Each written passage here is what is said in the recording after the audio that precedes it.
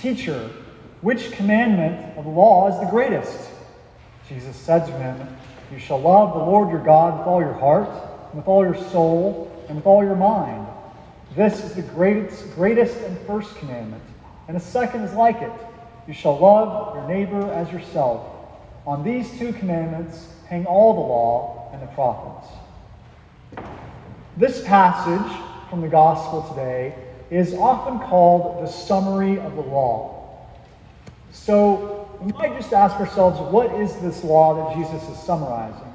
Let's go back to those 10 commandments. Those are laws, right? Hear the commandment of God to God's people. "I am the Lord your God who brought you out of bondage. You shall have no other gods but me. You shall not make for yourself any idol. You shall not invoke with malice the name of the Lord your God. Remember the Sabbath day and keep it holy.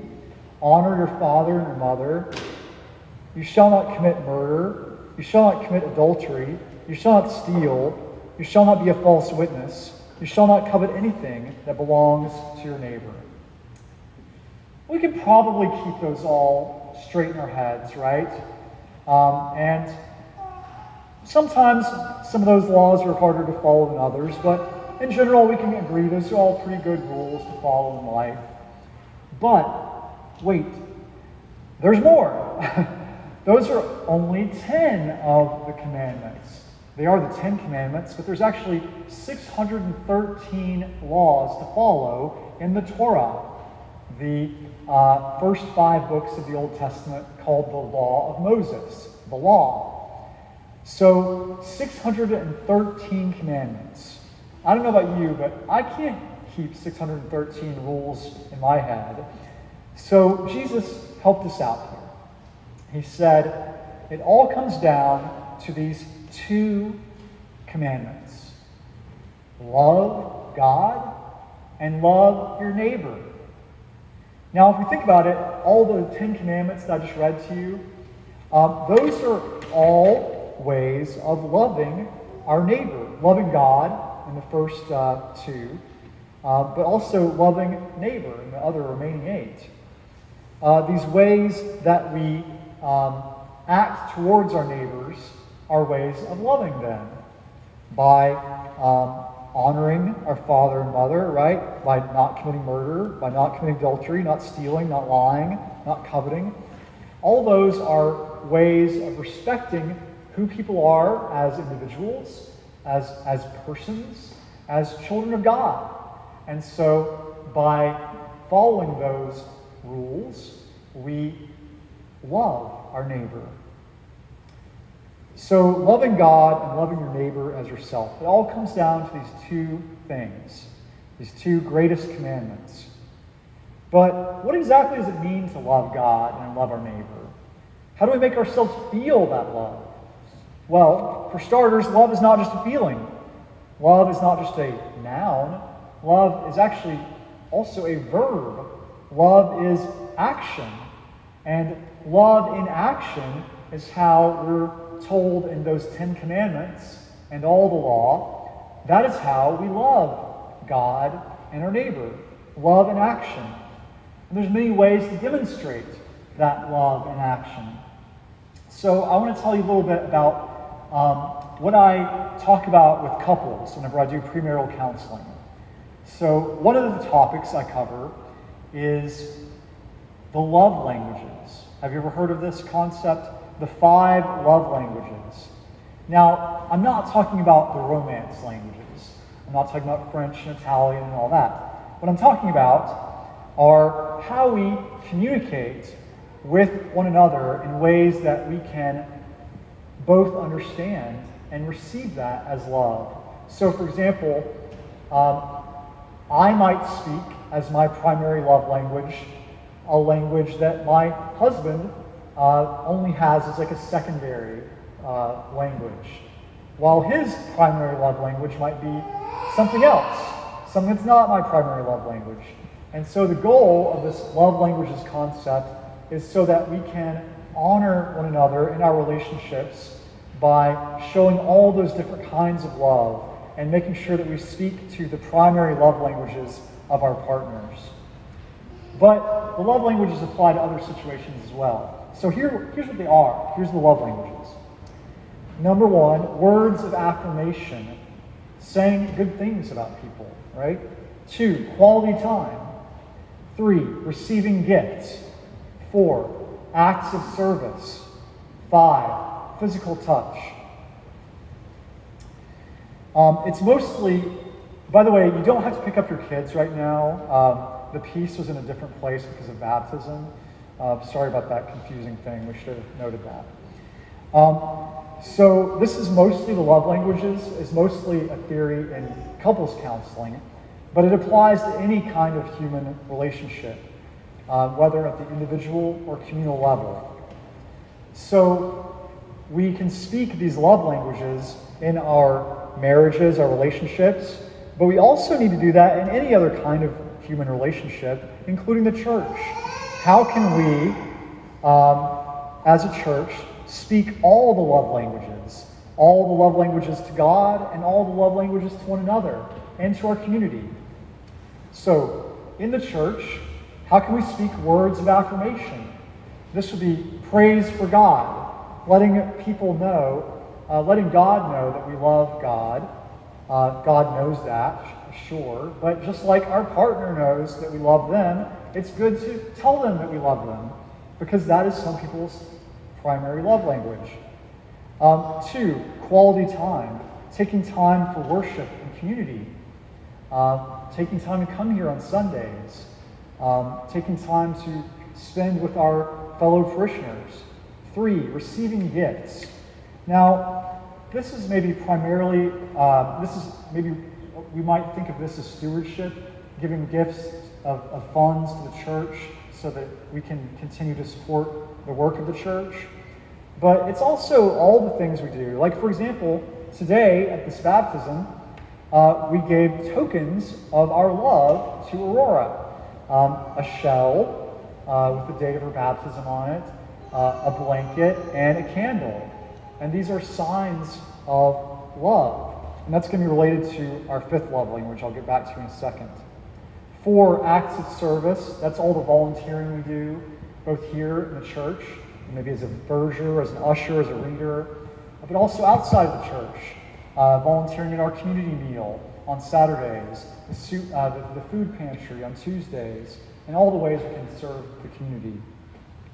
And then 5th, the 5th love language, physical touch. Now, how do we speak that language as a church?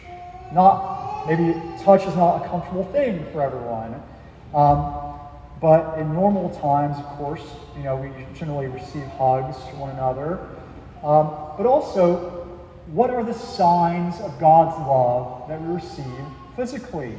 So I talked about those tokens of love that we give as gifts, but also the way we receive God's love in the church has historically and primarily been through the sacraments, through those physical things, those physical objects and experiences that we receive God's love. So the bread of the Eucharist, for example, conveys to us the presence of Christ. And so that we experience that as God's love, and we experience unity with God in that moment, and unity with one another as we all receive the one bread together. So these are the love languages, and that's how a brief run through how we express those as a church, how we can express those as a church.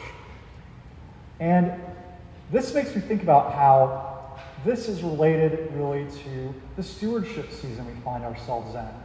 Because stewardship is about how we take care of God's creation with our whole being. And so part of that is using all of our whole being, all of our love languages, to speak to one another, to speak that language to one another, to God, so that we can be stewards of God's love in the world. Last week, Deacon Carolyn offered a sermon about Diocesan Stewardship Day, and she said, from a theological perspective, stewardship is the belief that humans are responsible for the care of the world. For many, when stewardship is spoken about in church, people get ready to pull out their checkbooks. And certainly financial support from ministries of the church is essential. But stewardship is also about ownership and control. Who really is the owner of what I have? Who is in charge of my life? To whom do I give the greatest allegiance, the highest devotion? Where do I expend my greatest energy? Not just in words, but in action. As we embark on our stewardship season, I want to emphasize that this effort is not primarily about fundraising. Now, are you skeptical of that? I wouldn't blame you if you are. The church does need funds. We do need resources to serve our community's physical needs and to lift up the hearts of those who come seeking spiritual nourishment. One of the gifts of the stewardship campaign is certainly to raise the necessary resources for our vital, life-giving ministries. But our main goal is for us to think about and pray about who we are as followers of Jesus Christ's way of love here at Trinity Church in Asbury Park. And that's why I'm so excited about this year's campaign theme.